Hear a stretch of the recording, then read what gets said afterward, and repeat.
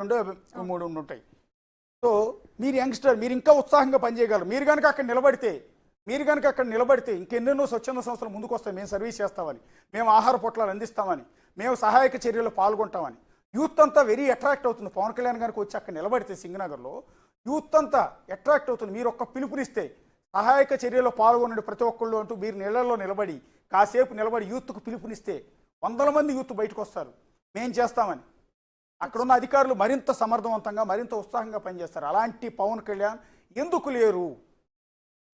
కేవలం హైదరాబాద్కి ఎందుకు పరిమితం అవుతున్నారు గత 3 రోజులుగా అన్నదే మా ప్రశ్న, జనాల ప్రశ్న, మీ అభిమానుల ప్రశ్న, మిమ్మల్ని నమ్ముకున్న మీ పార్టీ కార్యకర్తల ప్రశ్న. స్టూడియోలో పవన్ ఉన్నారు. పవన్ దగ్గరికి వెళ్దాం. పవన్, మీరు మొత్తం స్టడీ చేశారు. ఓవరాల్గా చంద్రబాబు నాయుడు గారు అందుబాటులో ఉన్నారు, కానీ పవన్ కళ్యాణ్ గారికి ఏమైంది? హైదరాబాద్కి ఎందుకు పరిమితం అవుతూ ఉన్నారు? ప్రస్తుతం ఇదే చర్చ అటు నెట్లో వైరల్గా మారింది. ఎప్పుడు అన్ని విషయాల్లో ముందుండే పవన్ కళ్యాణ్ ఇప్పుడు ఎందుకు ఇంత పెద్ద ఎత్తున అటు ఆంధ్రప్రదేశ్ కనీవిని ఎరుగని ఉపద్రవం వచ్చి పడింది. విజయవాడ మొత్తం జల దిగ్బంధంలో ఉండిపోయింది. ప్రజలు ఆకలితో అలమటిస్తున్నారు. ఒక్కరు కూడా క్షేమంగా ఉన్నామన్న భావన కూడా వాళ్ళలో లేరు. ఎప్పుడు ఏం జరుగుతుందోనని బిక్కుబిక్కుమంటూ ఉన్నారు. ఈ సమయంలో వాళ్ళ వెన్నంటి ఉన్నాం, మీకోసం ఏదో చేస్తున్నాం అని చెప్పి భరోసా కల్పించే ప్రయత్నం కూడా పవన్ కళ్యాణ్ చెయ్యకపోవడం పైన పెద్ద ఎత్తున చర్చ జరుగుతుంది. మీరు అన్నట్లుగా 74 ఏళ్ల వయసులో చంద్రబాబు నాయుడు గడిచిన 3 రోజులుగా అదే వరద నీటిలో పర్యటిస్తూ ఉన్నారు. అటు సింగనగర్ కావచ్చు, వేరువేరు ప్రాంతాల్లో, విజయవాడలో ముంపుకు గురైన అన్ని ప్రాంతాల్లో ఆయన నేరుగా ఆ బురద నీటిలో నడుస్తూ వెళ్ళి అక్కడున్న ప్రజలకు భరోసా కల్పించారు. మొన్న చూసాం మనం, తెల్లవారుజామున 3 వరకు చిన్న పంటీలో తిరుగుతూ ఆ సింగనగర్ ప్రాంతం ప్రజలందరికీ కూడా మీరు ఎట్టి పరిస్థితుల్లో కూడా భయపడొద్దు, ప్రభుత్వ యంత్రాంగం అండగా ఉంటుందని చెప్పే ప్రయత్నం చేశారు.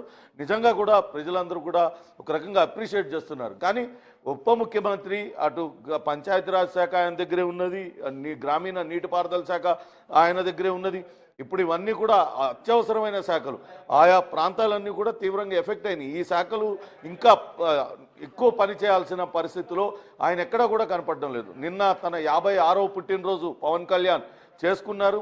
3 రోజులుగా ఆయన ఎక్కడున్నారు, ఆయన వ్యక్తిగతంగా ఆయన పర్యటన కొనసాగుతుందంటూ చెప్పారు. నిందాక మీరు చూపించినట్టుగా కేవలం ట్విట్టర్లో మాత్రం పోస్ట్ చేశారు. ఈసారి జన్మదినం జరుపుకోవడం లేదు, కానీ అన్ని చోట్ల నుంచి తనకు అభిమానులందరూ కూడా వెల్లువగల శుభాకాంక్షలు చెప్తున్నారు. ఆ శుభాకాంక్షలందరికీ చెప్పిన వాళ్ళందరికీ కూడా థ్యాంక్ యూ అని చెప్తూనే తాను ఎప్పటికప్పుడు శాఖల అధికారులతో రివ్యూ చేస్తున్నాను, జరుగుతున్న పరిణామాలన్నింటినీ నిశితంగా పరిశీలిస్తున్నానని చెప్పారు. కానీ ఎక్కడ క్షేత్రస్థాయిలో జనసేన నాయకులు కానీ జన సైనికులు కూడా ఎక్కడ కనపడ్డ పరిస్థితి లేదు. అంటే పవన్ కళ్యాణ్ వ్యక్తిగత టూర్ ఉంటే వాళ్ళు కూడా కనపడకుండా ఉన్నారా? కేవలం చంద్రబాబు నాయుడు, టీడీపీ పార్టీ మంత్రులు వీళ్ళు కూడా ప్రభుత్వంలో భాగస్వాములే. మరి వీళ్ళు ఎందుకు బయటకు రావడం లేదనే చర్చ అయితే పెద్ద ఎత్తున కొనసాగుతుంది.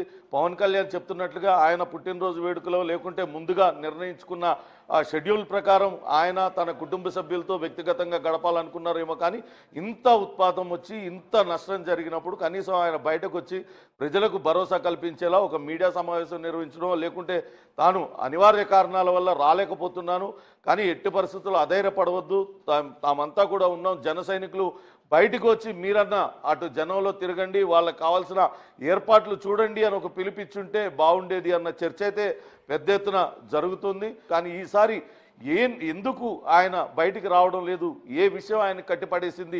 అంత వ్యక్తిగత పర్యటన, మధ్యలో బ్రేక్ చేయలేని వ్యక్తిగత పర్యటన, హైదరాబాద్లోనే ఉన్నారు కదా, ఎంత దూరం ఉంది అని ప్రశ్న అయితే పెద్ద ఎత్తున అటు జరుగుతూ ఉంది. సోషల్ మీడియాలో రకరకాల ప్రశ్నలు ఉత్పన్నమవుతుంది. అటు వైసీపీ నేతలు కార్యకర్తలు కూడా ఇదే రకమైన విమర్శలు చేస్తూ ఉన్నారు. దీనిపైన జనసేన నాయకులు లేకుంటే అటు జనసేనాని పవన్ కళ్యాణ్ స్పందించాలి.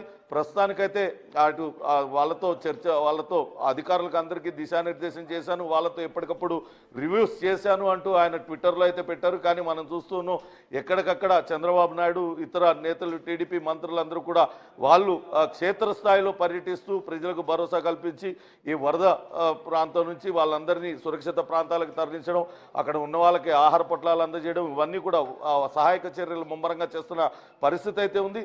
కానీ నిజంగా అటు ఉప ముఖ్యమంత్రి పవన్ కళ్యాణ్ లేని లోటు అనేది క్లియర్గా కనపడుతుంది. ప్రజలకు భరోసా కల్పిస్తే బాగుండేది అనేది అందరూ కూడా అనుకుంటున్నమాట. ఆయన లేని లోటు అయితే చాలా స్పష్టంగా కనపడుతుందంటూ అందరూ నెటిజన్లు అందరూ కూడా ఆ సోషల్ మీడియాలో రకరకాల కామెంట్స్ చేస్తున్నారు. Ashok, thank you Pawan.